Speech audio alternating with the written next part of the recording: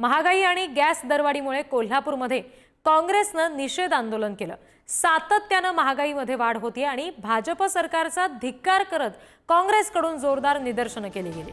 शिवाय निवडणुकीनंतर पुन्हा जनतेला लुटण्याचं काम भाजप सरकारकडून केलं जात असल्याचा आरोप यावेळी काँग्रेसच्या पदाधिकाऱ्यांनी केला।